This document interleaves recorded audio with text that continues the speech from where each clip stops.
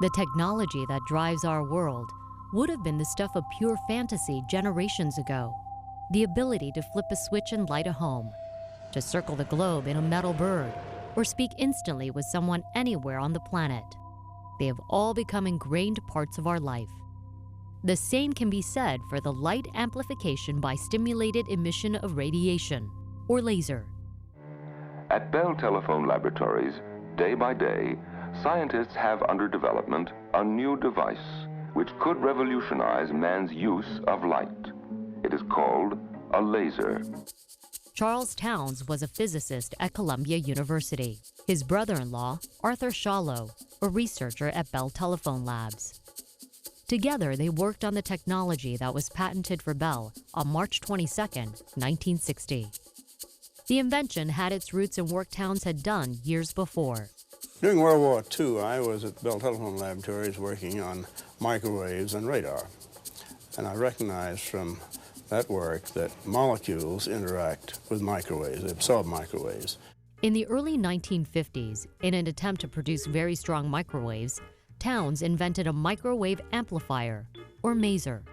Excited molecules in a resonator box were stimulated to give up their excess energy in interactions with passing waves, amplifying the microwaves in the process. Townes and Schawlow wanted to take that concept even further and believed the same principle behind microwave stimulation could be applied to light waves. So they began to form a theory for an optical maser.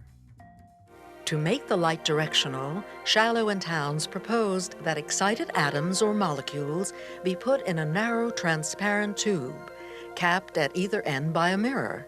Once amplified through this process, some of the waves leak through the partial mirror as a beam of laser light, which, unlike ordinary light, has a pure frequency and is coherent. That's because the atoms, instead of radiating independently, are forced or stimulated to emit by the wave that's stored between the two mirrors. So that makes light in an extremely pure form, something we've just never had before. Before filing their patent for the laser, Schawlow and Townes have published a seminal paper on their findings.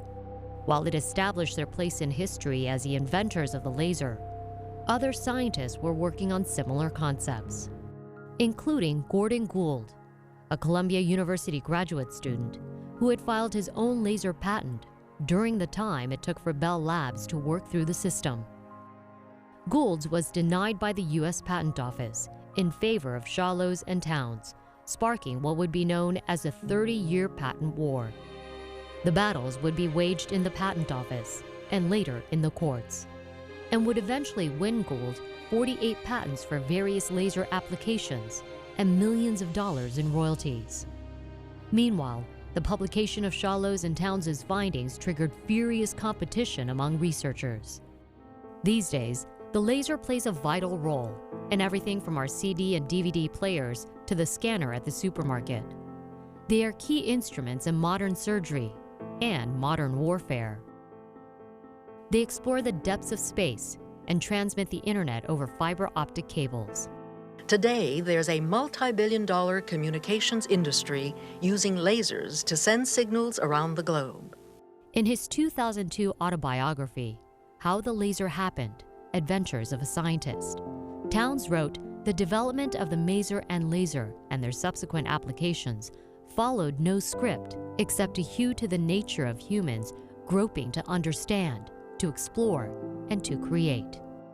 In the years since his discovery, more than 55,000 laser-related patents have been granted in the U.S., generating billions of dollars of business and endless innovation in the conquest of light.